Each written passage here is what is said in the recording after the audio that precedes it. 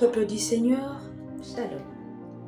Chaque famille traverse des différentes saisons. Des saisons de joie, des saisons de paix, des saisons de victoire, mais aussi des saisons de conflits, de preuves, de difficultés et parfois de confusion. Pourtant, au milieu de toutes ces réalités, Dieu cherche de familles capables de prendre une décision ferme, comme Josué l'a déclaré. Moi et ma maison, nous servirons l'Éternel. Josué 24, le verset 15.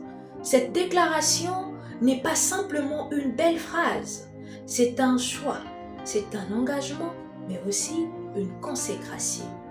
Servir Dieu en famille, c'est décider que, malgré les difficultés, Dieu restera au centre de notre maison. Chers amis dans le Seigneur, la famille est le premier lieu où se transmettent la foi, les valeurs, le principe et les caractères. Avant que l'enfant découvre le monde extérieur, il découvre sa famille. Il observe comment est-ce que ses parents parlent, comment ils se comportent, comment ses parents gèrent le conflit, comment ils pardonnent, comment est-ce qu'ils prennent les différentes décisions. C'est pourquoi nous devrions protéger notre foyer contre tout ce qui pourrait détruire son unité. Le conflit, le manque de communication, la mauvaise influence, l'infidélité, la colère, le manque de pardon et les compromis avec les valeurs de Dieu.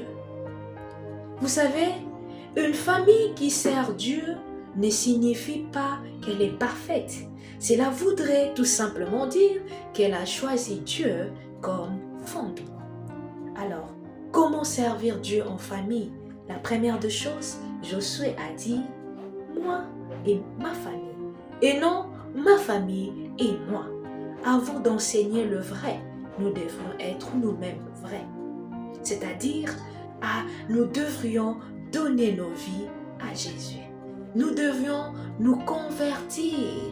Nous devrions réellement faire vivre les œuvres de Dieu en nous avant de le donner à nos enfants.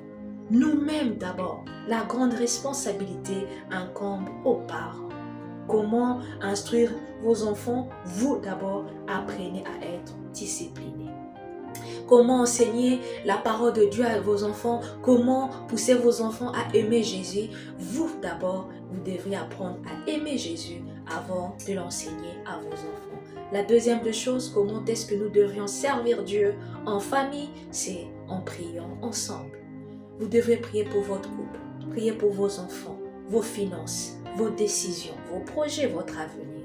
Une famille qui prie ensemble reste ensemble. Troisièmement, vous devriez mettre la parole de Dieu au centre de tout. Lisez la Bible ensemble et enseignez-la à vos enfants.